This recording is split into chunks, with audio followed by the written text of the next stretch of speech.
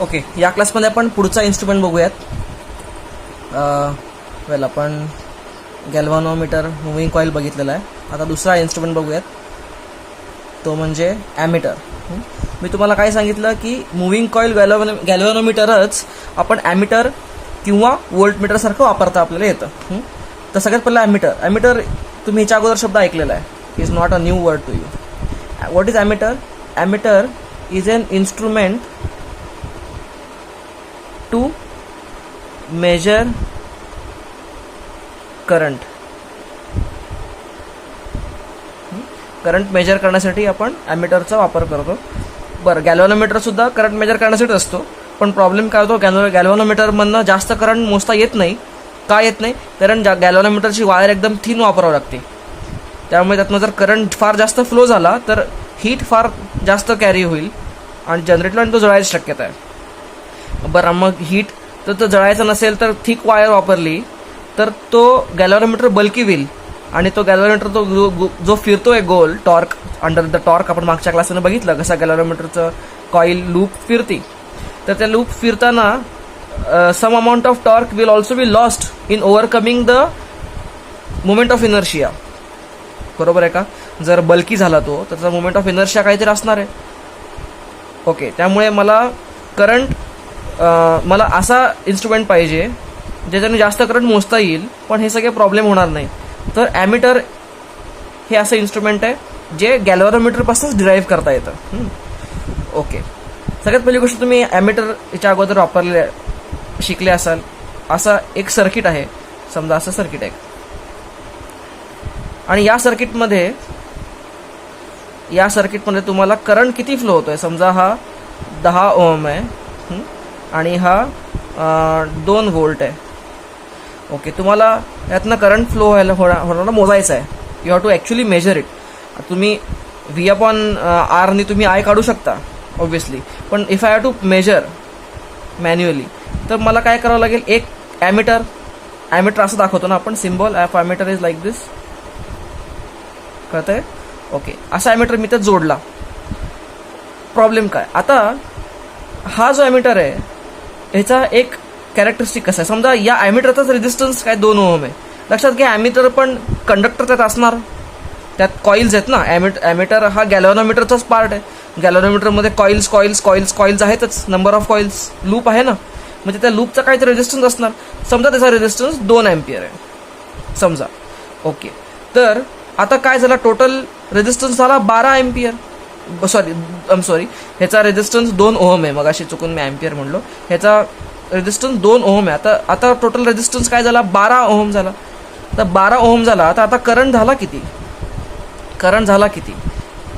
V/R. R काय, 12 ohm म्हणजे 1/6 असं काहीतरी अँपियर झाला. आणि अगोदर किती होता करंट?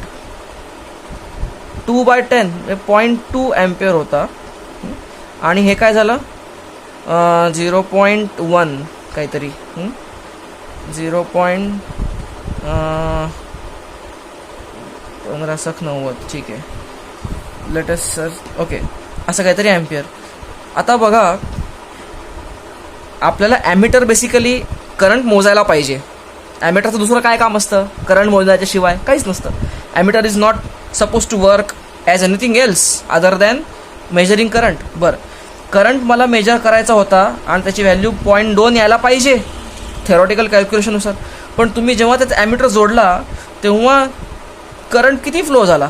आता आय फ्लो व्हायला पाहिजे होता, पण आता काय झाला, ॲमीटर जोडल्यामुळे आय डॅशच फ्लो झाला. म्हणजे the very process of measuring is unnecessarily disturbing the value itself. तुम्ही काहीतरी मोजायला गेले आणि ते मोजायच्या ॲक्शनमुळेच काहीतरी वेगळंच झालं. ते मोजण्याला अर्थच राहत नाही. मग प्रॉब्लेम कळला का? Yes, that means this ammeter should least affect the current. Ideally it should not affect. मग आयडियली जर या ॲमीटरनी या करंटच्या व्हॅल्यूमध्ये अफेक्ट करायचं नसेल आणि अफेक्ट न करता मोजायचं आहे, यू अंडरस्टँड दॅट? असं जर करायचं जर असेल तर काय व्हायला पाहिजे? Ideally resistance of ammeter should be 0 in real life आपण गणितात कसं लिहिता येतं, रेझिस्टन्स ऑफ ॲमीटर शुड टेंड टू 0 रिअल लाईफमध्ये. आणि आयडियली काय असायला पाहिजे, एक्झॅक्टली 0 असायला पाहिजे. म्हणजे या ॲमीटरनी करंट मोजला पण त्यांनी त्याच्यात काही इंटरफिअर स्वतःचा नाही केला, स्वतःच्या रेझिस्टन्सचा काही इंटरफिअर झाला नाही. दिस इज आयडियल ॲमीटर. ओके, म्हणजे रेझिस्टन्स, ॲमीटरचा रेझिस्टन्स काय झाला पाहिजे, कमी झाला पाहिजे. ओके, आता माझ्याकडे आहे गॅल्व्हनोमीटर आणि गॅल्व्हनोमीटरचा काहीतरी रेझिस्टन्स आहे. ओके, आणि दुसरी गोष्ट ॲमीटर, अजून एक इम्पॉर्टंट गोष्ट, ॲमीटर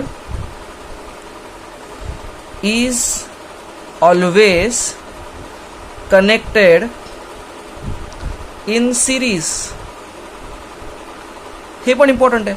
ॲमीटर कशात लावायला पाहिजे, सिरीजमध्ये लावतो ना आपण, ज्याच्यातनं करंट मोजणार आहे तर त्यातनं ॲमीटरमधनं करंट गेला पाहिजे ना. म्हणजे ॲमीटर सिरीजमध्ये लावायचं आहे मला, कारण लक्षात घ्या, ज्या गोष्टी सिरीजमध्ये असतात तेव्हा त्यातनं सेम करंट पास होतो. ज्या गोष्टी सिरीजमध्ये असतात त्यात 10 मधनं किती करंट पास झाला मला काढायचा असेल तर मला 10च्या सिरीजमध्येच ॲमीटर लावायला पाहिजे. तेव्हाच मला जितका 10तनं पास झाला तितकाच ॲमीटरमधनं पास झाला म्हणून तो मला मोजला. कळलं, लक्षात आलं. म्हणजे ammeter is always connected in series आणि ॲमीटरचा रेझिस्टन्स काय असायला पाहिजे, 0. Why, so that it will least interfere in the original value of the current which the ammeter is suppose to measure. Okay, आता हे कसं अचीव करणार बघा. आता आपण बघूयात, हे आहे गॅल्व्हनोमीटर G. आता मला गॅल्व्हनोमीटरचा, समजा गॅल्व्हनोमीटरचा रेझिस्टन्स RG आहे. What is RG? RG is galvanometer resistance. आता मला हे गॅल्व्हनोमीटर तर वापरायचं आहे तर मी काय करतो, ह्याचा काहीतरी RG रेझिस्टन्स आहे तो मला कमी करायचा आहे.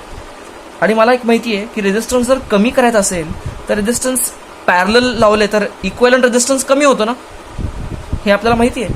जर 2 रेझिस्टन्स सिरीजमध्ये लावले R आणि R तर याचा इक्वलंट काय झाला, 2R. रेझिस्टन्स इक्वलंट वाढला. पण जर एक R आणि दुसरा R दोन्ही जरी पॅरलल जोडले तर आता इक्वलंट काय झाला, R/2. म्हणजे रेझिस्टन्स अर्धा झाला ना इक्वलंट. म्हणजे मला काय करायचं आहे, रेझिस्टन्स याचा कमी करायचा आहे तर मी काय करतो, एक रेझिस्टन्स असा घेतो जो मी या गॅल्व्हनोमीटरच्या पॅरलल जोडतो. याला आपण म्हणतो shunt, SHUNT. This is called as shunt resistance किंवा शंट. शंटचा अर्थ असाच आहे. शंट म्हणजे काय, असा रेझिस्टन्स जो त्याचं बाकीचं काय काम नाही, म्हणजे तो एका गॅल्व्हनोमीटरचा रेझिस्टन्स कमी करण्यासाठी या ठिकाणी आपण बसवलेला आहे. ओके, आता या सगळ्या असेंब्लीला आपण काय म्हणतो, ammeter. The entire thing is now called as an ammeter. कळतंय, म्हणजे बाकी काही नाही. ॲमीटर हा गॅल्व्हनोमीटरच आहे, फक्त फरक काय केला, गॅल्व्हनोमीटरच्या मध्ये मी असं आत एक शंट रेझिस्टन्स बसवून टाकलाय. So simple. कळतंय का. आता ह्याच्याने अचीव काय झालं मला सांगा. समजा हा I करंट मला मोजायचा आहे. हा, तर हा जो करंट I आहे हा करंट इथं आता डिवाइड होणार ना. समजा असा डिवाइड झाला, हा IG म्हणू आपण याला, आणि मग हा काय राहिला, I - IG ना. ओके, आता प्रॉब्लेम काय होणार आहे, मला बेसिकली हा अख्खा ॲमीटर या सर्किटमध्ये जोडायचा पर्पज काय होता, I मेजर करायचं आहे म्हणून. पण जो करंट गॅल्व्हनोमीटरमधनं फ्लो होतोय आणि इथं हे डायल जे आहे ना, जे काय असं डायल असतं आणि याच्यामध्ये काटा असतो जो आपला इंडिकेशन दाखवतो किती हे, तर ते तर इथंच आहे. आणि ते करंट किती मोजणार, IGच मोजणार. गॅल्व्हनोमीटर फक्त IGच करंट मोजणार, पण मला मोजायचा आहे I. It's a problem. But हा प्रॉब्लेम सॉल्व्ह कसा करता येईल बघा. मला एक माहिती आहे की हा शंट रेझिस्टन्स, आणि समजा RG रेझिस्टन्स, RG हा गॅल्व्हनोमीटरचा रेझिस्टन्स आहे आणि S हा शंट रेझिस्टन्स आहे, आपण बघितलं आहे. तर मला काय पाहिजे, I want what is a good ammeter. मला या ठिकाणी कंडिशन काय पाहिजे की IG should be small as possible, म्हणजे टेंडिंग टू 0 पाहिजे IG. का असं पाहिजे, कारण जितका हा करंट कमी, लक्षात घ्या, जितका हा करंट कमी तितकी सेन्सिटिव्हिटी, तितकी ॲक्युरेसी जास्त. आठवते का ॲक्युरेसी काय होती? ॲक्युरेसी इज DI/I ना. जितका करंट कमी तितकी ॲक्युरेसी जास्त. ओके.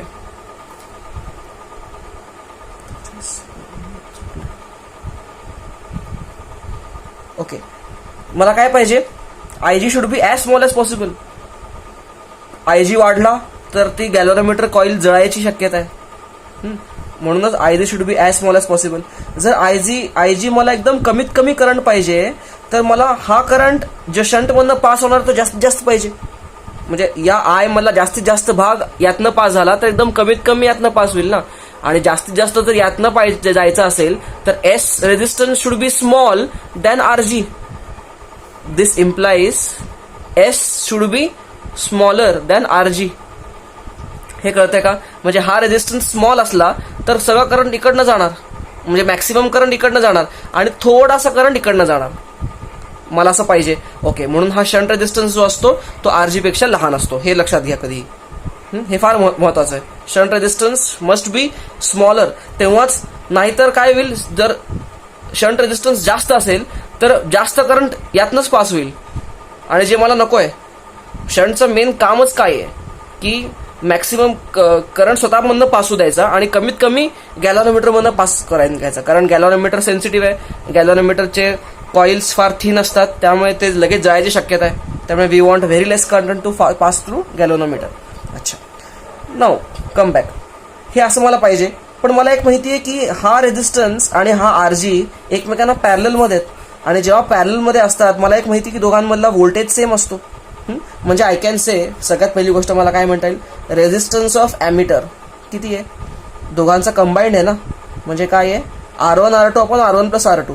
म्हणजे S into RG upon S plus RG. हा झाला रेझिस्टन्स ऑफ गॅल्व्हनोमीटर. एनिवे, आपल्याला बऱ्याचदा प्रॉब्लेम सॉल्व्ह करण्यासाठी पण ह्याची मदत लागणार आहे, पण पुढे बघू. आता मला माहिती आहे या S आणि RG मधलं पोटेन्शियल डिफरन्स सेम असणार, कारण हे दोन्ही पॅरललमध्ये. आपल्याला माहिती आहे पॅरललमध्ये करंट वेगळे डिवाइड होतात पण पोटेन्शियल डिफरन्स अक्रॉस दोन्हीच्या सेम असतं.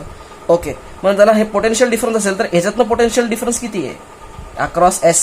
V इक्वल टू IR ना, म्हणजे करंट इंटू रेझिस्टन्स. म्हणजे I can say I into IG, हा करंट आहे, into R S is equal to हा IR, म्हणजे IG इंटू RG.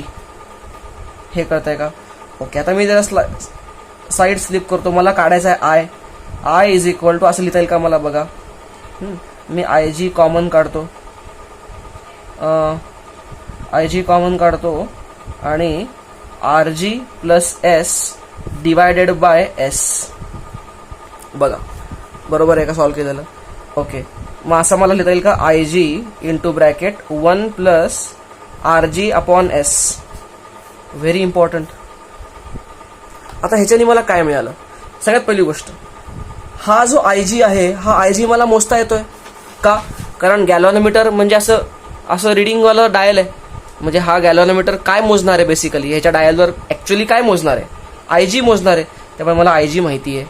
बरं, 1 माहिती आहे. RG गॅल्व्हनोमीटरचा रेझिस्टन्स हा तो फिक्स असतो. जो गॅल्व्हनोमीटर वापरणार आहे मी त्याचा रेझिस्टन्स मला अगोदर मोजून ठेवलेला असतो, त्याचा तो फिक्स्ड आहे त्या इन्स्ट्रुमेंटचा. तर मला हेही माहिती आहे. शंट रेझिस्टन्स तो मीच जोडलेला आहे, त्यामुळे त्याची पण व्हॅल्यू मला माहिती आहे. करेक्ट. मग मी जर या डायलमध्ये जो काही व्हॅल्यू दाखवतो गॅल्व्हनोमीटर, त्याच्या डायलमध्ये समजा त्यांनी 10 अँपियर दाखवलं, समजा 10 असं नसतं, 10 अँपियर फार मोठी व्हॅल्यू आहे, मिली अँपियरमध्ये वगैरे असतं, पण समजा आपण एक सिम्पल 10 अँपियर आहे दाखवलं. काय 10 अँपियर आहे? IG दाखवलं. पण मला IG नकोच आहे, मला I पाहिजे. मग मला I कसं मिळेल? IG ला तुम्ही या फॅक्टरनी मल्टिप्लाय करा. 1 प्लस RG प्लस S या फॅक्टरनी मल्टिप्लाय करा. तुम्हाला काय मिळेल? I मिळेल. आता रिअल लाईफमध्ये असं करणं दरवेळेला प्रॅक्टिकल आहे का? तुम्ही जर एक इमॅजिन करा सर्किटचे एक्सपेरिमेंट्स करताय आणि आपल्या लॅबमध्ये पण हे एक्सपेरिमेंट्स असतीलच, ते तुम्ही कराल इव्हेंच्युअली. तर तुम्ही एक्सपेरिमेंट्स करताय आणि तुम्हाला एक 50 रिडिंग घ्यायच्यात करंटच्या प्रत्येक चेंज केल्यानंतर. तर तुम्ही 50 वेळेला तुम्ही IG काढणार आणि या ह्याच्यानी मल्टिप्लाय करत बसणार. किती टीडियस गोष्ट आहे. त्यामुळे आणि हे करायला लागू नये म्हणून काय केलेलं असतं लक्षात घ्या. हा फॅक्टर मला माहिती आहे. मला सांगा हा फॅक्टर, समजा हा फॅक्टर आला 10, वॉट एव्हर, समजा हा फॅक्टर आला 10 आयजीची व्हॅल्यू काय आली 10 दाखवलं त्यांनी. म्हणजे आय किती असला पाहिजे 10 × 10 100 ना.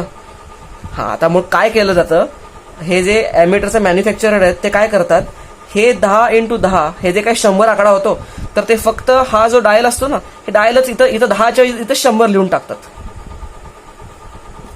कळतंय का तुम्हाला. म्हणजे ते डायलचं जे कॅलिब्रेशन असतं ना तिथे आकडे लिहिले असतात ना वरती, त्या आकड्यामध्येच ते हा पॅरामीटर ऍड करून मल्टिप्लाय करून टाकतात. म्हणजे इथं 10 लिहायला हवं होतं ना, 10 लिहायच्या ऐवजी त्या 10ला या 10 मल्टिप्लाय करून 100 जे आलं ते 100चा आकडा लिहून टाकायचा. म्हणजे हा काटा इथं आला की आय कॅन डायरेक्टली रीड 100, मला ह्याचं मल्टिप्लाय करायची गरजच पडत नाही. Do you understand. That is how a ammeter works. याच्यामध्ये सगळ्यात महत्त्वाचा फॉर्म्युला काय आहे तो म्हणजे हा आहे. न्यूमरिकल पॉईंट ऑफ व्ह्यू सगळ्यात महत्त्वाचा फॉर्म्युला हा आहे. हां आणि जर तुम्हाला थेअरी जेव्हा लिहायची वेळ असते तेव्हा थेअरीमध्ये तुम्ही कसं लिहिणार, नोट्समध्ये तुम्ही कसं लिहिणार. You begin with ammeter is an instrument that measures current. हे सगळ्यात पहिलं वाक्य होते. त्यानंतर galvanometer can also be used as ammeter to measure current. पण गॅल्व्हॅनोमीटरचा ड्रॉबॅक काय आहे लिहा तुम्ही. काय drawback. Galvanometer can only measure very very less amount of current because the wiring has to be very thin and for a given value of larger current the galvanometer can generate enormous heat and burn out. So galvanometer is made only for measuring smaller amount of current. Point number 2. मग त्यानंतर ammeter has to be connected in series आणि ideally if the ammeter should not disturb the original amount of current while the process of measuring it should have resistance close to 0. Ideally resistance of ammeter should be 0. RA should be 0. This can be achieved by connecting a resistance called shunt parallel to the galvanometer, and the entire assembly of shunt and galvanometer is called as ammeter. Okay, functionally we need Ig should be very very small. That implies this shunt resistance should be very very less so that larger current can pass through shunt resistance and very small is left to pass through galvanometer. अच्छा त्यानंतर total resistance of the ammeter is given like this. हे तर पॅरलचा equivalent resistance आहे. now we know that because both the resistances are parallel voltage drop across both is same, so equating voltage drop आणि solving we get it like this. I equal to IG into bracket 1 + RG/S. हा formula फार महत्त्वाचा आहे. हा formula आणि current इलेक्ट्रिसिटीमधले शिकलेले आपण current डिव्हिजनचे वगैरे फंडे तुम्हाला हे क्लिअर असतील तर काही नाही. हे एकदम this is a very fun topic to study and to answer. हे नीट लिहून घ्या. हे एक सॅम्पल न्यूमरिकल घेतो मी. असे न्यूमेरिकल्स आहेत बरेच, मी तुम्हाला देतोय होमवर्क म्हणून, पण एक सॅम्पल म्हणून घेऊया. A galvanometer can measure current up to 0.5 ampere. A galvanometer लिहून घ्या can measure current up to 0.5 ampere. म्हणजे IG किती आहे 0.5 ampere. Resistance of galvanometer RG is 2 ohm. 2 ohm आहे.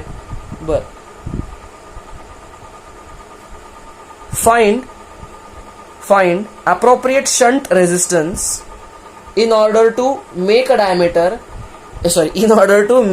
ammeter which can measure current up to 10 ampere. Find value of shunt in such a way to make an ammeter to measure current up to 10 ampere. बघा हा तर 0.5 ampere मोजू शकणार आहे गॅल्व्हॅनोमीटर, पण मला 10 ampere मोजायचं आहे तर मला किती शंट जोडावं लागेल. काय नाही, सिंपल फॉर्म्युला आहे. I is equal to IG into bracket 1 + RG/S. तुम्हाला काय काढायचं आहे, S काढायचं आहे. जस्ट सॉल्व दिस. मी तर काय सॉल्व करत बसत नाही. सॉल्व करा आणि S काढा. जस्ट व्हॅल्यू डंप करायच्यात. ओके, असे प्रॉब्लेम्स येतात. आता इथनं पुढे आपण कधी लक्षात ठेवायला पाहिजे की कुठलाही फॉर्म्युला दिसला की नोनवरनं अननोन काढायचं आहे. त्याने तर तुम्हाला शंट विचारलेलं आहे.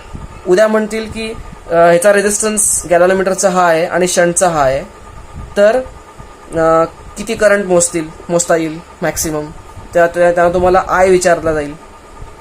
हां, तुम्हाला आयजी दिलेलं असेल, ते विचारतील की व्हॉट इज, जर ही व्हॅल्यू ही आहे तर what is total resistance of ammeter, अशा फॉर्म्युले. हे 2 फॉर्म्युलेच्या भोवतीच ओव्हरऑल हे होवर होतं. ओके, पुढचं इन्स्ट्रुमेंट बघूयात, व्होल्ट मीटर. बरं, हे नाव तुम्ही याच्या अगोदर ऐकलेलं असणार आहे. What is voltmeter, why it is used? It is used to measure potential difference across any 2 points in a circuit. बरं, आता तुम्हाला हे माहिती आहे की एक रेझिस्टन्स असा असेल, असा बॅटरी आहे, त्याला 20 वोल्टची बॅटरी, आणि काहीतरी हा रेझिस्टन्स आर आहे. मला या आरच्या अक्रॉस जर मला पोटेन्शियल डिफरन्स मोजायचा असेल तर मला हा व्होल्ट मीटर लावायला कुठे लागतो? मला त्याच्या पॅरलल लावावा लागतो. तेव्हा जाऊन मला कुठे व्होल्ट ह्याच्या या ए आणि बी हा जर पॉईंट असेल तर मला VAB काढता येईल. कळतंय? Okay, that is one thing. आता काय व्हायला पाहिजे, जर हा मला पॅरलल लावायचा असेल तर मला काय पाहिजे, जो करंट ही बॅटरी सोडणार आहे त्यातला मॅक्सिमम करंट झाला पाहिजे आर मधनं.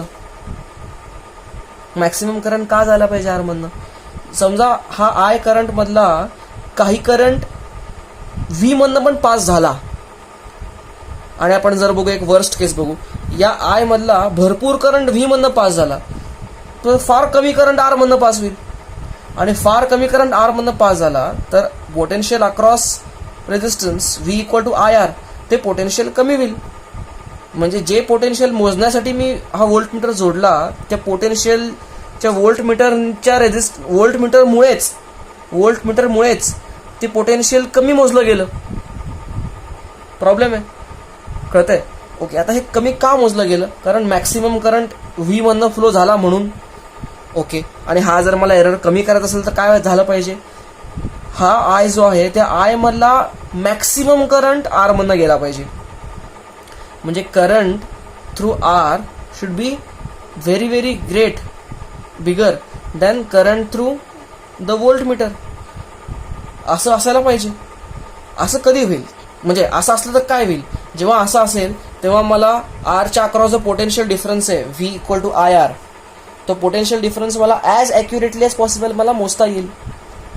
ओके, आता जर मला मॅक्सिमम करंट आर मधनं जायला पाहिजे आणि एकदम कमी करंट व्ही मधनं जायला पाहिजे, तर व्हीचा रेझिस्टन्स जो आहे, म्हणजे resistance of voltmeter should be almost tending to infinity. कळतंय का?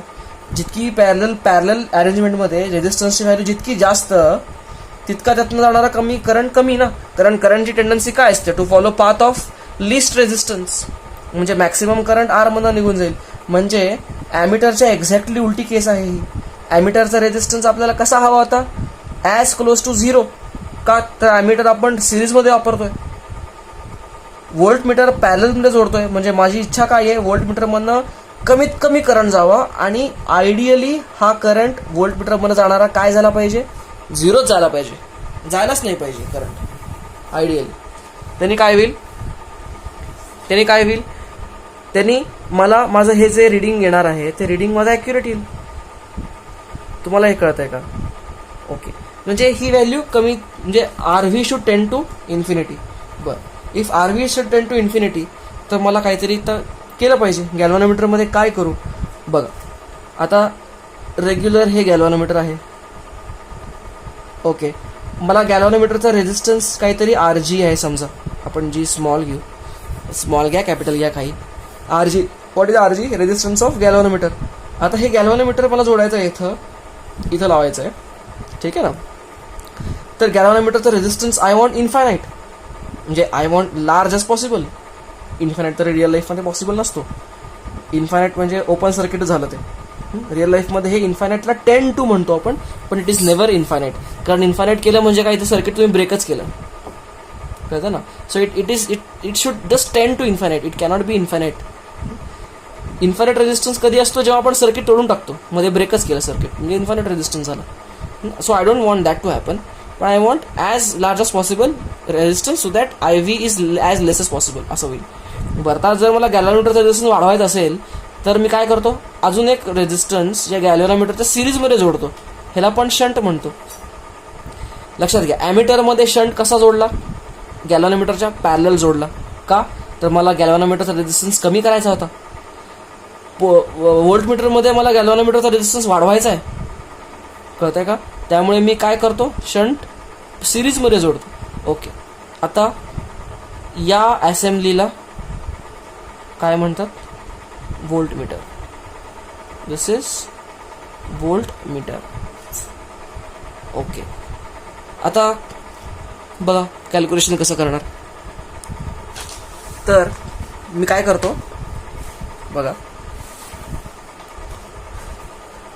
मला हा रेझिस्टन्स आर आहे ज्याच्या अक्रॉस मला व्होल्टेज मला मोजायचं आहे. बरं, याच्या आता अक्रॉस त्याच्या पॅरलल मी काय जोडतो, व्होल्टमीटर जोडतो.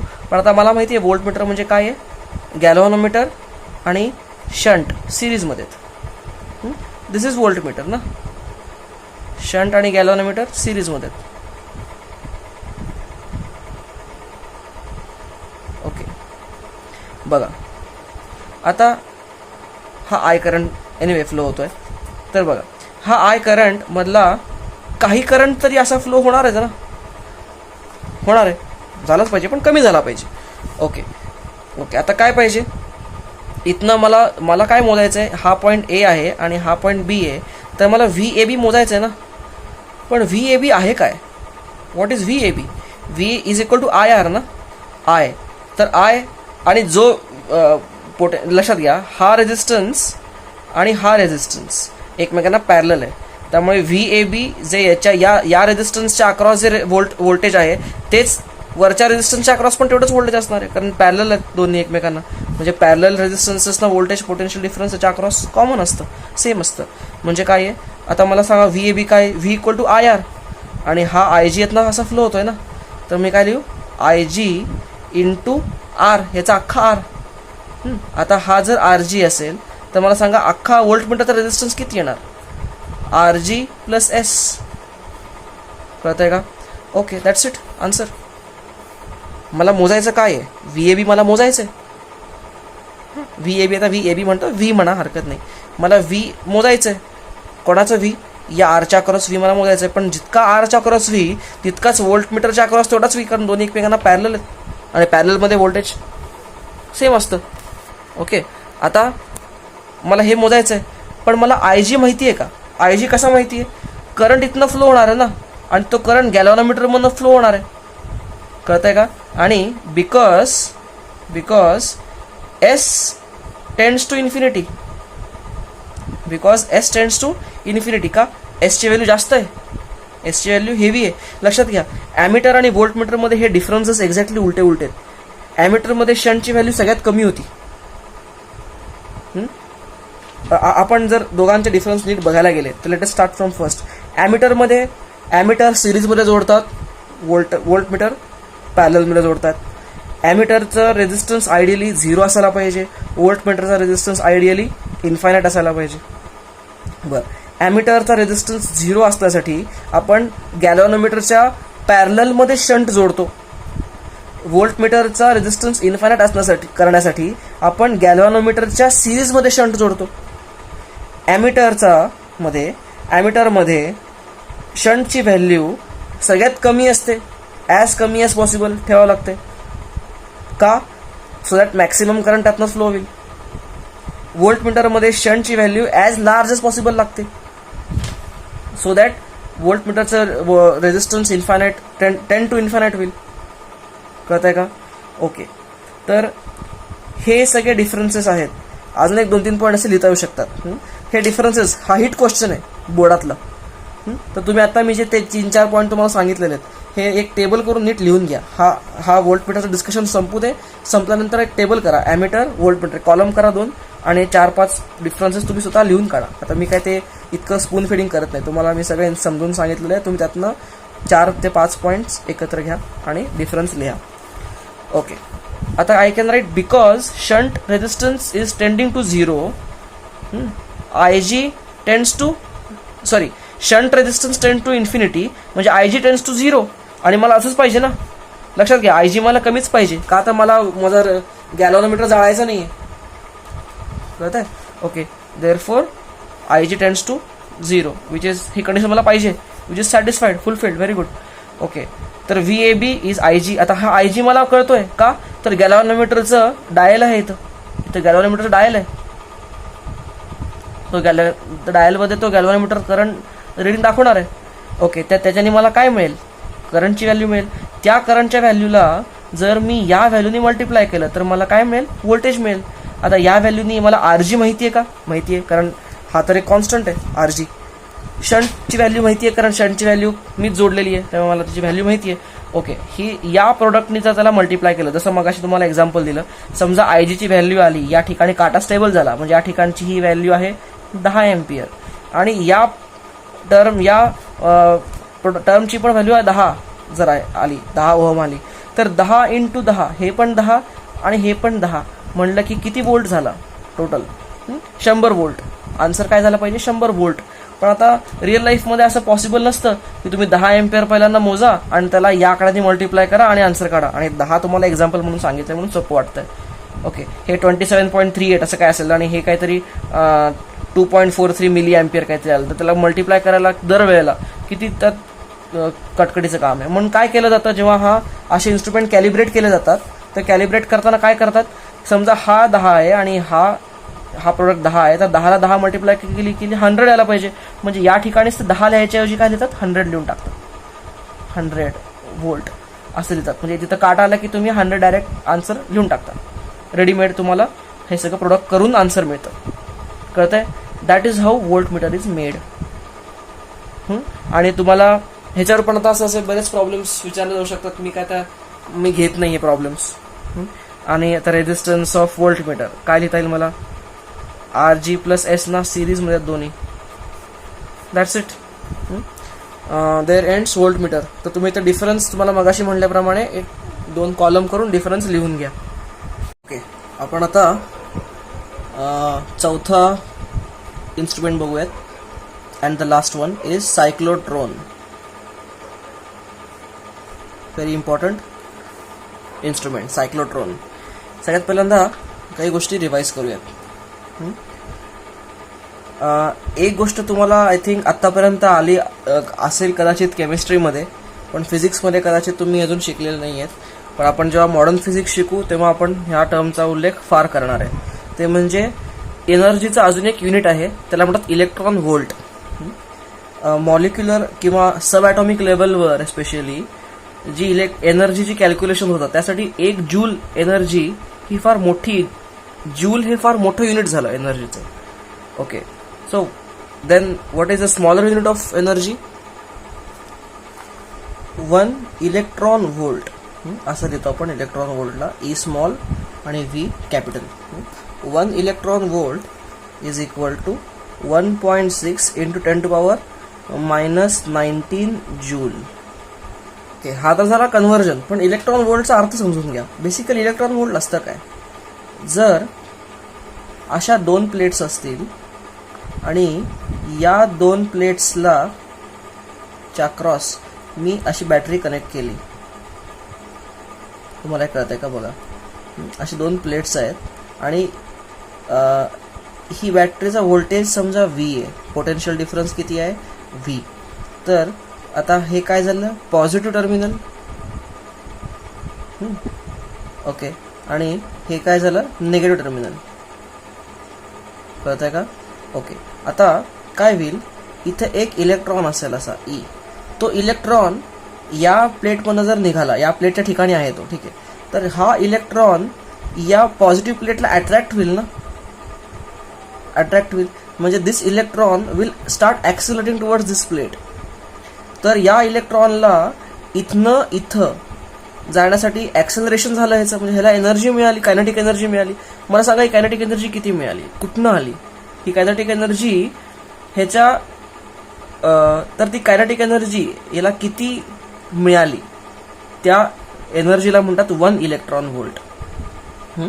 काय झालं, ह्याच्यावर जर V पोटेन्शियल डिफरन्स आहे, तर ह्याला किती एनर्जी मिळाली, एनर्जी गेन्ड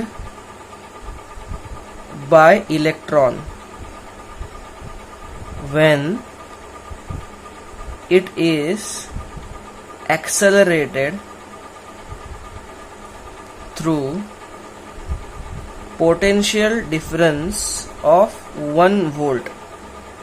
ती एनर्जी किती असते तर 1 electron volt which is equal to 1.6 × 10⁻19 joule. एवढी एनर्जी असते.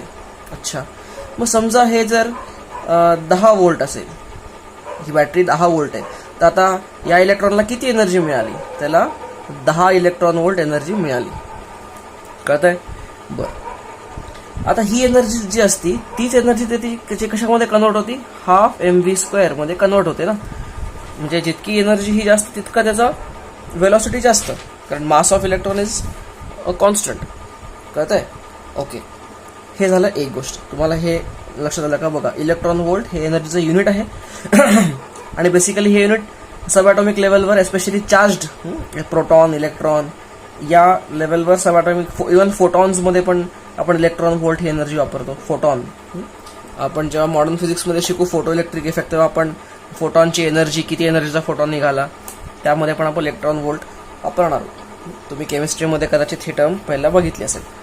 तर याचा अर्थ असा असतो. या दॅट इज पॉईंट नंबर 1. दुसरी गोष्ट,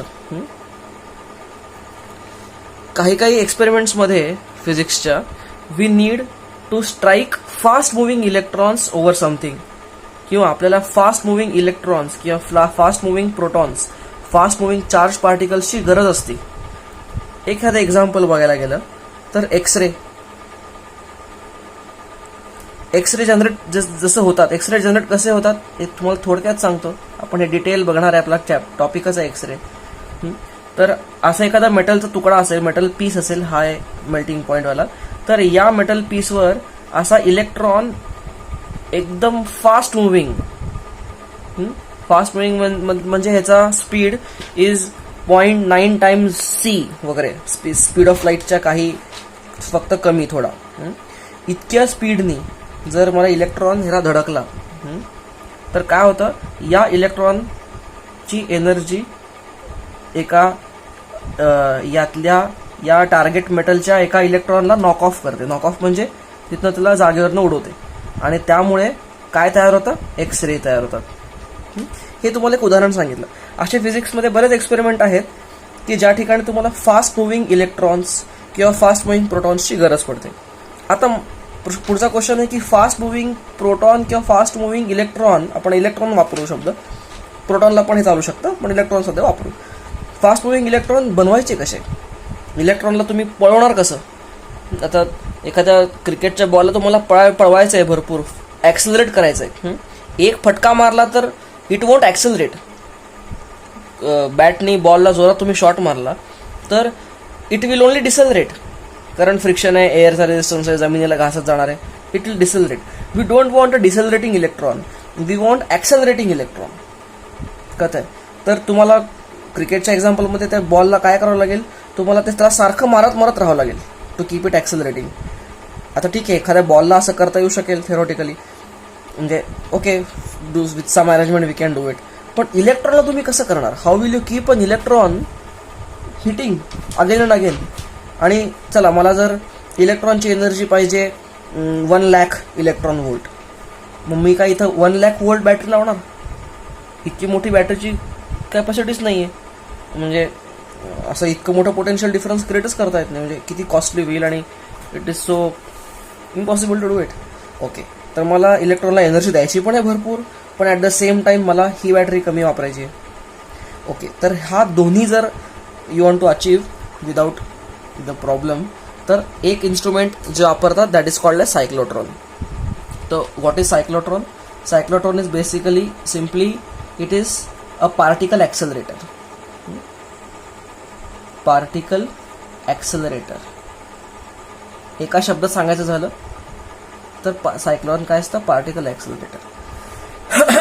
बरं, तुम्ही लार्ज हायड्रॉन कोलायडर किंवा असे पार्टिकल फिजिक्स जे स्टडी करतात, सब ॲटॉमिक लेवल्सचे पार्टिकलचे कोलिजन्स करतात, तर त्यात तर तुम्ही असे शब्द ऐकले असतील, तुम्ही जर ॲटलिस्ट शब्द तरी ऐकले असतील, लार्ज हायड्रॉन कोलायडर किंवा पार्टिकल ॲक्सेलरेटर. जमिनीच्या खाली CERN, US मध्ये CERN या ठिकाणी फार मोठी जमिनीच्या खाली अशी गोल ॲक्सिलरेटर आहे, त्यात ते पार्टिकल्स इतके ॲक्सिलरेट करतात, they bring particles velocity to almost velocity of light equal to, आणि एक्झॅक्ट वेलॉसिटी ऑफ लाईट होऊ शकत नाही कारण तेव्हा त्या झालं तर त्याचा फिजिक्सच चेंज होईल, पण it comes very very close to velocity of light. आणि तेव्हा असे दोन पार्टिकल समोरासमोर ते कोलाईड करतात, आणि जेव्हा ते कोलाईड करतात तेव्हा ते जसे फुटतात, ते फुटल्यानंतर त्याचं स्कॅनिंग करतात, त्याचे जे सेन्सर्स असतात आजूबाजूला, ते सेन्सर्स त्याचे सगळे सेन्स करतात, आणि त्याच्यावरनं ते डिटर्माइन करतात की अच्छा ह्याच्या आत अजून काहीतरी आहे, ह्याच्या आत अजून काहीतरी आहे, असं सगळं तो घोटाळा चालतो. तर come back to our topic, cyclotron. Cyclotron is a particle accelerator, आणि हे मॅग्नेटिक इफेक्ट ऑफ इलेक्ट्रिक करंटमध्ये काय करत आहे, तर आपण मॅग्नेटिक फील्डचा वापर करून याला हे करणार आहोत. We are going to do it, accelerate a particle. आता मला सांगा, हा इलेक्ट्रॉन एकदा या प्लेटपासून या प्लेटमध्ये पर्यंत गेला तर त्याला किती एनर्जी मिळाली, समजा 10 व्होल्ट आहे. तर इलेक्ट्रॉनला या प्लेटपासून या प्लेटला गेला तर त्याला कितीतरी 10 इलेक्ट्रॉन व्होल्ट एनर्जी तरी मिळवली. ओके, आता परत मी असं काहीतरी करू शकलो की हा इलेक्ट्रॉन या प्लेटपासून या प्लेटला आल्यानंतर परत या इलेक्ट्रॉनला उचलायचं आणि परत या प्लेटला ठेवायचं, म्हणजे तो परत एकदा या प्लेटपासून या प्लेटला परत येईल, म्हणजे तो आता किती एनर्जी घेईल, 20 व्होल्ट घेईल. अगोदरचे 10 इलेक्ट्रॉन व्होल्ट आणि नंतरचे 10 इलेक्ट्रॉन व्होल्ट, 20 व्होल्ट.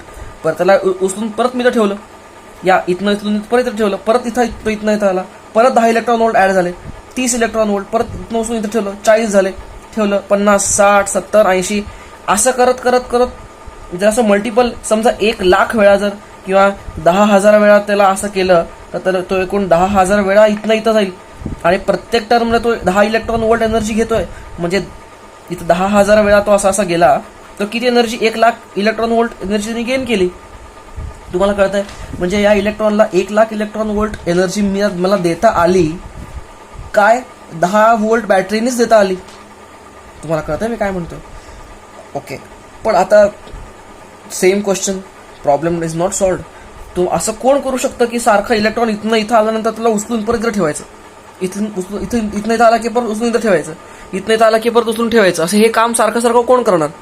इलेक्ट्रॉनला उचलून ठेवायला तर थोडंसं कोणी माणूस आहे हात धरून उचलून ठेवलं, तसं नाही. It is such a small particle. हे कोण करू शकतो, तर हे काम करू शकतो मॅग्नेटिक फील्ड. कसं हे बघा, पहिल्यांदा आपण याचं स्ट्रक्चर बघू, नंतर आपण याचं वर्किंग बघू. हे स्ट्रक्चर कसं आहे, इट्स अ ब्रिलियंट डिझाईन. बघा काय केलं जातं, असे 2 डी असतात, डी शेप असतात, आणि बेसिकली हे जे डी असतात हे हॉलो असतात. सांगतो कसं आहे, पहिल्यांदा स्ट्रक्चर बघून घ्या.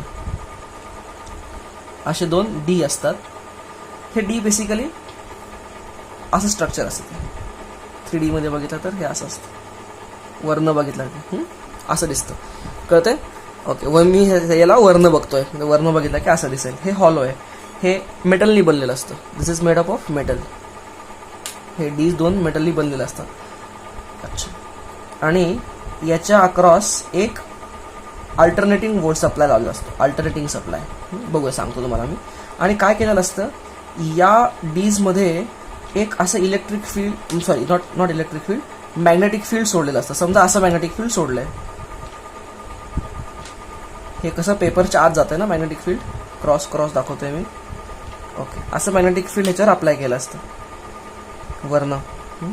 म्हणजे 3D मध्ये कसं दिसेल, 3D मध्ये असं असेल ना, हे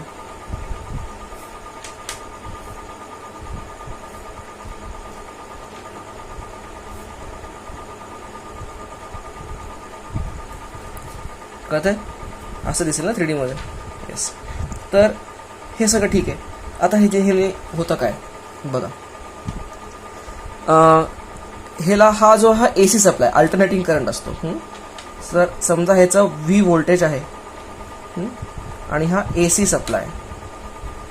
AC supply, what is AC? Alternating current आपण पुढे शिकणार आहोत. AC अल्टरनेटिंग करंट म्हणजे असा करंट ज्याची पोलॅरिटी प्लस मायनस त्याची पोलॅरिटी अशी फ्लिप होत असते. आपला जो घरामध्ये जो करंट येतो तो अल्टरनेटिंग करंट असतो. आपल्या मोबाईलमधली बॅटरी जी असते, सेल जो असतो तो डायरेक्ट करंट, तो DC आहे, त्याचा असं फ्लिप फ्लॉप होत नाही. पण जो करंट आपल्या इलेक्ट्रिसिटी म्हणून सप्लाय आपला येतो, लाईट फॅन चालतात आपले, तो तो सगळा अल्टरनेटिंग करंट असतो. आणि आपला मोबाईलचा चार्जर जो आहे तो चार्जर काय काम करतो हे तुम्ही चार्जर जेव्हा सॉकेटमध्ये लावता आणि त्याची वायर तुम्ही मोबाईलला लावता तेव्हा तो चार्जर काय काम करतो, तुमच्या घरात आलेला अल्टरनेटिंग करंट जो आहे तो अल्टरनेटिंग करंट कन्व्हर्ट करतो डायरेक्ट करंट डीसी मध्ये, आणि तो डीसी सप्लायने तो बॅटरी चार्ज करतो. जर बॅटरी एसीला लावली, एसी सप्लायला बॅटरी जोडली तर काय होईल, एका सेकंदात बॅटरी चार्ज होईल, म्हणजे एका सेकंदात 50 वेळा. आपली एसीची फ्रिक्वेन्सी 50 हर्ट्झ असते आपल्या घरात आलेली, तर ही 50 वेळा चार्ज आणि डिस्चार्ज होईल battery. Charge discharge, charge discharge, charge discharge, आणि चार्ज आणि डिस्चार्ज होऊन इतकी चार्ज होईल, चार्ज होऊन तर इतकी हीट जनरेट होईल की ती ब्लास्ट होईल. ठीक आहे, आपण ह्याच्यापेक्षा जास्त चर्चा आता एसीवर नको करायला, कारण अल्टरनेटिंग करंट आपला सेपरेट आपण टॉपिक डील करणार आहे, तेव्हा मी तुम्हाला याचे बरेच डिटेल्स सांगेन आणि इट्स व्हेरी इंटरेस्टिंग टॉपिक. सध्या फक्त लक्षात घ्या, एसी सप्लाय म्हणजे काय, एसी प्लस आणि मायनस हे फ्लिप फ्लॉप होत असतं विथ अ गिवन फ्रिक्वेन्सी. बरं, आता समजा काय करतो मी, एका इन्स्टंटमध्ये समजा हे पॉझिटिव्ह आहे,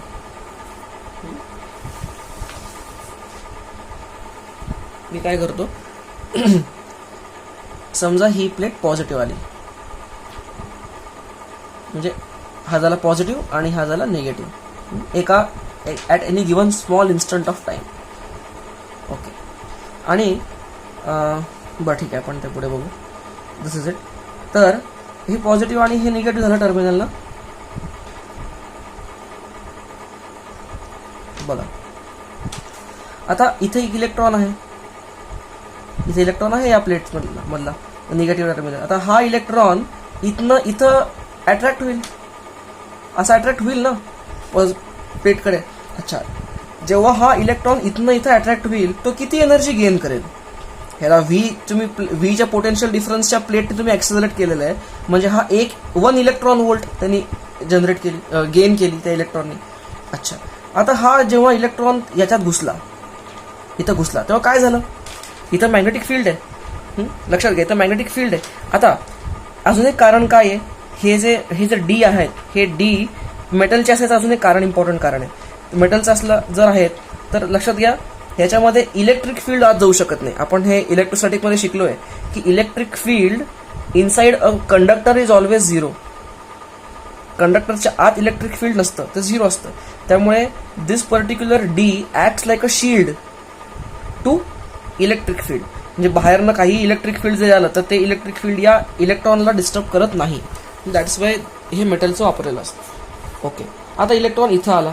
मला सांगा, electron is a charge particle, आणि चार्ज पार्टिकल मॅग्नेटिक फील्डमध्ये आल्यानंतर तर तो कसा मूव्ह होतो, त्याच्यावर फोर्स कसा लागतो, force is L cross B. L cross, आता तो असा जातो ना या दिशेला, एल क्रॉस बी, बी खाली आहे ना, कळत आहे, म्हणजे फोर्स असा लागतोय, म्हणजे या इलेक्ट्रॉनवर फोर्स असा लागतोय, कळत आहे का. आता फोर्सच्या दिशेनेच सेंटर असतो, म्हणजे हा समजा त्याचा सेंटर आहे, तर तो काय होईल, हा इलेक्ट्रॉन आता या सेंटरच्या भोवती असा गोल फिरेल. आपण हे बघितलेलं आहे की इलेक्ट्रॉन कसा गोल फिरतो, हे मी आता सांगत नाही, याच्या अगोदर तुम्हाला एक्सप्लेन करून दाखवलेलं आहे मी, इलेक्ट्रॉन कसा गोल फिरतो. अच्छा, हा इलेक्ट्रॉन असा इथं गोल फिरला लगेच. बरं, आता इथं आल्यानंतर काय केलं, त्या इलेक्ट्रॉनला इथं यायचा टाइम जो काही लागतो त्या टाइम असा ऍडजस्ट केलेला असतो, किंवा हा जितका वेळ लागतो त्यानुसार हा व्होल्टेज सप्लाय असा ऍडजस्ट केला असतो की जेव्हा तो इलेक्ट्रॉन इथं येईल तेव्हा हा पॉझिटिव्ह होतो आणि हा निगेटिव्ह होतो. इंटरेस्टिंग, कळलं का. आता हा झाला पॉझिटिव्ह, हा झाला निगेटिव्ह, म्हणजे इलेक्ट्रॉन इथं आला आणि आता इथं आल्यानंतर त्याला हे पॉझिटिव्ह मिळालं, त्याला हे सगळं पॉझिटिव्ह मिळालं आणि हे निगेटिव्ह झालं, म्हणजे इलेक्ट्रॉन आता इथं अट्रॅक्ट होईल, कळतंय. इथं अटॅक झाला, आता इथं अटॅक झाला म्हणजे त्यांनी किती एनर्जी परत घेतली, परत 1 इलेक्ट्रॉन व्होल्ट घेतली इथनं, कारण बघा ना, हा इतका व्ही घेतला ना, तर हे जे काही व्ही आहे थोडा व्ही ती इलेक्ट्रॉन व्होल्ट तेवढी घेतलं, परत हे एकदा घेतलं, परत 2दा गेन केली, इथं आला. बरं, इथं आल्यानंतर इथं पण काय असा आत आला ना, आता एल असा आहे, एल बघा, एल असा आहे आणि बी खाली आहे, L cross B. Look at my thumb, it's downwards, म्हणजे आता हा इलेक्ट्रॉन असा गोल फिरणार. ओके, आता इथे येणार, आता ओके असं आता होत राहणार. बघा एक मिनिट, जेव्हा हा इलेक्ट्रॉन इथं आला तेव्हा परत हा सप्लायची फ्रिक्वेन्सी एक्झॅक्टली अशी अरेंज केलेली असते की हा परत काय होईल, हा जेव्हा इथं येईल तेव्हा हा पॉझिटिव्ह येईल आणि हा निगेटिव्ह येईल, म्हणजे इलेक्ट्रॉन परत असा अट्रॅक्ट झाला. ओके, तुम्हाला जर हे काही इक्वेशन आठवत असतील तर त्याची रिव्हिजन करू एक मिनिट. ती म्हणजे काय, force on a charge particle F is equal to it is QVB ना, QVB. What is Q? Charge on electron, म्हणजे इन दिस केस हा इलेक्ट्रॉन असल्यामुळे लेट मी राईट EVB. हा काय फोर्स, आणि हाच फोर्स ऍक्ट होतो as mv²/r, where r is the radius. म्हणजे r ची व्हॅल्यू किती येते, आपण हे सॉल्व्ह केलेलं आहे, mv/EB झाली r ची व्हॅल्यू. काय असतं, how does this r?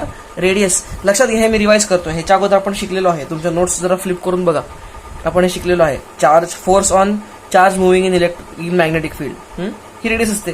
Okay, पुढे अजून आपण काय शिकलोय,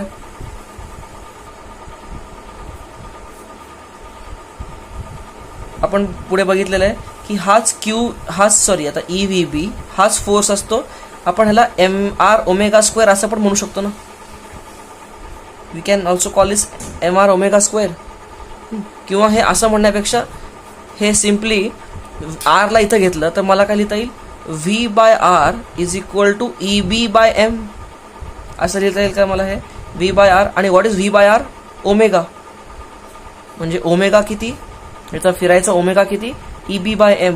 आणि टाइम पिरियड काय असतो, 2π/ω, म्हणजे 2πm/EB. हे तिन्ही इक्वेशन तुम्हाला आठवतात का बघा, हे आपण केलं होतं तुम्हाला जेव्हा मी शिकवलं होतं तेव्हा म्हटलं होतं की याचा यूज होतो सायक्लोट्रॉनमध्ये. तर आता ह्याचा यूज आपण करणार आहे. बघा काय होतं, रेडियस ही व्हेलॉसिटीवर डिपेंड करते. बघा, लुक ॲट दिस इक्वेशन. याच्यामध्ये mass of electron is constant, E is constant, B is constant, पण V चेंज होतोय. लक्षात घ्या, आता हा इलेक्ट्रॉननी जेव्हा हा टर्न घेतला असा गोल तेव्हा त्याची काहीतरी व्हेलॉसिटी होती. ओके, पण आता जेव्हा हा परत दुसऱ्यांदा ऍक्सिलेट झाला की त्याची कायनेटिक एनर्जी वाढली. कायनेटिक एनर्जी वाढली म्हणजे व्हेलॉसिटी वाढली, आणि व्हेलॉसिटी वाढली म्हणजे रेडियस वाढला, म्हणजे तो आता मोठ्या रेडियसनी टर्न मारेल. परत इथनं जेव्हा इथं आला तेव्हा एनर्जी अजून वाढली, म्हणजे V अजून वाढला, म्हणजे आता हा असं गोल टर्न करेल. कळतंय का? ओके, आणि परत इथं जाईल, परत इट विल गेन एनर्जी, परत V वाढला की R वाढेल, R वाढला की परत गोल फिरेल, इथं आला. लक्षात घ्या, म्हणजे मी काय करतोय, वारंवार परत या ईला इथं आल्यानंतर उचलून परत इथं टाकतोय. इथनं इलेक्ट्रॉन इथं आला की इलेक्ट्रॉनला परत उचलून इथं टाकतोय, आणि वारंवार त्याला असं करून त्याची एनर्जी वाढवतोय. बघा, हेच करतो ना मी इथं, इट्स अ ब्रिलियंट मेथड. आणि इथं आला परत याची एनर्जी वाढली म्हणजे V वाढला म्हणजे R वाढला. बघा, V वाढला म्हणजे R वाढला, R वाढला म्हणजे अजून मोठ्या रेडियसचा सर्कल त्यांनी ट्रेस केला, सेमी सर्कल, आणि परत इथनं असं आलं, असं चालत राहणार. आणि इंटरेस्टिंग गोष्ट कशी आहे बघा, याचा टाइम पिरियड किती आहे, ह्याचा गोल फिरायचा टाइम पिरियड तरी हा आहे 2πm/EB. आणि इफ यू केअरफुली ऑब्झर्व, हा time period is independent of velocity. Interesting, time period is independent of velocity. त्यामुळे ह्याचा जो टाइम पिरियड आहे, ह्याची जरीशी व्हेलॉसिटी वाढली तर टाइम पिरियड तोच राहणार आहे. कळतंय का? आणि टाइम पिरियड तोच राहणार आहे, तर मी काय करतो, हा व्होल्टेजचा जो AC सप्लाय आहे ह्याची जी फ्रिक्वेन्सी आहे, टाइम जर असेल तर फ्रिक्वेन्सीची काय झाली, ह्याची फ्रिक्वेन्सी झाली EB/2πm ना. ती frequency is one reciprocal of time period. Okay, जी फ्रिक्वेन्सी या इलेक्ट्रॉनचीच आहे त्या फ्रिक्वेन्सीची अर्धी फ्रिक्वेन्सी याची ठेवतो मी. म्हणजे अर्धी फ्रिक्वेन्सी इन व्हॉट सेन्स, जेव्हा हा इथं येईल तेव्हा त्याला टाइम किती लागेल, T/2 लागेल, कॅपिटल T/2 टाइम लागेल. आणि या टाइममध्ये नाही, तितकीच फ्रिक्वेन्सी ठेवावी लागेल. बरोबर आहे, ह्याच्या हाफ सायकलमध्ये ह्याची हाफ सायकल झाली पाहिजे, म्हणजे ह्याचा सायकल फ्लिप झाली पाहिजे. म्हणजे बरोबर आहे, जितकी ह्याची फ्रिक्वेन्सी तितकीच सायक्लोट्रॉनची फ्रिक्वेन्सी पाहिजे. त्यांनी काय होईल, जेव्हा हा इलेक्ट्रॉन इथं येईल तेव्हा हे पॉझिटिव्ह झालं असेल म्हणून अट्रॅक्ट करेल, जेव्हा असं गोल फिरून इथं येईल तेव्हा हे पॉझिटिव्ह झालं म्हणजे अट्रॅक्ट करेल. जेव्हा असं परत गोल फिरून येईल तेव्हा हे पॉझिटिव्ह होलं तेव्हा हे पॉझिटिव्ह येईल. म्हणजे दरवेळेला इलेक्ट्रॉनच्या समोरची प्लेट पॉझिटिव्ह होत राहणार आणि अशा प्रकारे इलेक्ट्रॉन तो अट्रॅक्टच होत राहणार. लक्षात घ्या, हे तर नाही केलं तर प्रॉब्लेम होईल. इलेक्ट्रॉन इथं आला पण समोरची प्लेट निगेटिव्हच राहिली तर इलेक्ट्रॉन अट्रॅक्ट होणार नाही, त्याची एनर्जी कमी होईल, निगेटिव्ह रिपेल करेल त्याला. त्यामुळे हे असणं फार गरजेचं आहे. आणि ह्याची व्हेलॉसिटी वाढत जाईल. बघा, एनर्जी वाढत गेली, एनर्जी वाढली म्हणजे व्ही वाढला म्हणजे आर वाढला, रेडियस वाढली. पण रेडियस जरी वाढली किंवा व्ही जरी वाढला तरी टाइम पिरियड वाढला नाही, टाइम पिरियड तेवढाच आहे. परत आर, परत लक्षात घ्या, असं तो किती वेळा करत बसेल. It will do as big जोपर्यंत तुम्हाला हवा आहे. तर असं सायक्लोट्रॉन डिझाईन केला जातो. आणि नंतर काय होतं जेव्हा when it comes to the end, आता हे काढणं मी काय करतो या ठिकाणी, बरं आता परत इलेक्ट्रॉन आला आणि या इलेक्ट्रॉनची मी इथं कुठेतरी एका ठिकाणी विंडो करतो. This is a window, exit window. आता हे इतकं कॅल्क्युलेशन प्लॅन्ड असायला पाहिजे. आणि ही एक्झिट विंडो म्हणजे काय होईल, हा इलेक्ट्रॉन इथनं येऊन इथनं सटॅक बाहेर. आता हा इतका असं गोल फिरून एनर्जी वाढवली आणि तो बाहेर आला. आता बाहेर आलेले इलेक्ट्रॉन मग मी माझ्या कामासाठी वापरतो. तो एक्सरे करण्यासाठी आहे की अजून काय काय त्याचं काय झोन करायचं आहे ते करता येईल. कळलं सायक्लोट्रॉन कसं वर्क होतं. This is very nice technology, how cyclotron works. बघा, ओके. आणि अशा पद्धतीने समजा या डी, हा जो डी आहे चांगलं गणित आहे, त्यामुळे त्या गणितात जात नाही मी, डायरेक्ट तुम्हाला सांगतो. समजा या डी ची रेडियस जर आर नॉट असेल, डी ची रेडियस आर नॉट असेल तर मॅक्सिमम एनर्जी तो किती अक्वायर करेल, त्याचा फॉर्म्युला आहे. तो फॉर्म्युला आहे B square r nought square E square by 2m. तर हा त्याचा फॉर्म्युला आहे. Don't go behind derivation, don't worry about it. फक्त हा फॉर्म्युला तुमच्या ध्यानात ठेवा. B square r nought square E square by 2m. काय आहे, इतकी मॅक्सिमम एनर्जी म्हणजे जितकी रेडियस जास्त. लक्षात घ्या, मला मी त्याप्रमाणे सायक्लोट्रॉन डिझाईन करतो ना, कारण मला किती व्हेलॉसिटीचा मला इलेक्ट्रॉन पाहिजे. समजा 0.7c इतकी व्हेलॉसिटी मला पाहिजे इलेक्ट्रॉनची, तर मला हाफ mv² म्हणजे मला रिक्वायर्ड एनर्जी मिळते. म्हणजे मला इतकी एनर्जी या सायक्लोट्रॉनमधनं त्या इलेक्ट्रॉन द्यायची आहे. म्हणून मी त्या केसमध्ये काय करतो, बी त्यानुसार मी ही सायक्लोट्रॉनची रेडियस आर नॉट डिझाईन करतो त्या पर्पजसाठी, कळत आहे. आणि त्यानुसार मी त्याची फ्रिक्वेन्सी पण अरेंज करतो. लक्षात घ्या, frequency he more or less constant असते. फ्रिक्वेन्सी आर नॉटवर डिपेंड करतच नाही. फ्रिक्वेन्सी बघा, फ्रिक्वेन्सी कशावर डिपेंड करते, सायक्लोट्रॉनची फ्रिक्वेन्सी. ई जो काही कॉन्स्टंट आहे, बी जे मला बाहेरनं इलेक्ट्रिक फील्ड द्यायचं आहे ते 2πm, M mass of electron आहे. तुम्हाला कळत आहे का. Yes, all this is. So that's how cyclotron works. आता मी हे एक्झाम्पल इलेक्ट्रॉनला दिलं, हेच एक्झाम्पल एका प्रोटॉनला पण देता येईल. फक्त एक गोष्ट मॅन्डेटरी आहे, तो तुम्ही ज्या पार्टिकलला तुम्ही असं पळवता यातनं त्या पार्टिकल चार्ज पाहिजे. तुम्ही न्यूट्रॉनला असं करू शकणार नाही. You cannot accelerate neutron with this. न्यूट्रॉनला ॲक्सेलरेट करायच्या वेगळ्याच मेथड्स आहेत. न्यूट्रॉनला ॲक्सेलरेट करणं सोपं नाही, it's very tough, because neutron has no charge. तुम्ही त्याला कसं ॲक्सेलरेट करणार. त्यामुळे जेव्हा असे न्यूट्रॉन कोलिजन्स असतात तेव्हा न्यूट्रॉनला स्टेशनरीच ठेवतात. किंवा देर आर मे बी आता रिसेंट टेक्निक्स ॲडव्हान्समेंट्स बघायला लागतील एक्झॅक्टली, मला एक्झॅक्ट सांगता येणार नाही. But it is easier to accelerate charge particles, electron आणि प्रोटॉन किंवा अल्फा पार्टिकल किंवा आयन्स जे आहेत, ते आयन्स त्यांना चार्ज करणं सोपं आहे. आता हे तुम्हाला हे सगळे जे फॉर्म्युले सांगितले मी, हे सगळे फॉर्म्युले इलेक्ट्रॉनसाठी सांगितले म्हणून मी त्या चार्जच्या ठिकाणी ई टाकलेले. पण तुम्ही जर हा एक जनरल पार्टिकलसाठी, जनरल चार्ज पार्टिकलसाठी वापरायचं असेल, समजा तुम्हाला अल्फा पार्टिकलसाठी वापरायचं आहे तरी चालतं. अल्फा पार्टिकलसाठी फक्त काय पाहिजे, आता या ठिकाणी ईच्या जागी काय पाहिजे, क्यू पाहिजे. म्हणजे हे फॉर्म्युला कसा होईल, mv/qb असा होईल.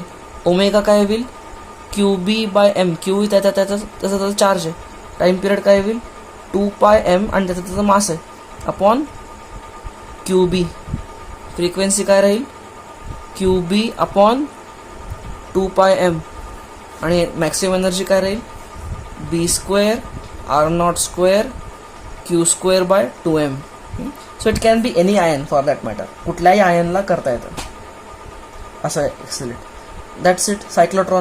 सायक्लोट्रॉनचं मी तुम्हाला बऱ्याच डिटेलमध्ये एक्सप्लेन केलेलं आहे सायक्लोट्रॉनचं पहिल्यांदा इथनं. तर तुम्ही हे एकदम चांगल्या नोट्स काढून लिहून घ्या. हा विषय तुम्ही जर बाकी सोर्सेस बघितले तर फार कन्फ्यूज करून टाकणार तुम्हाला.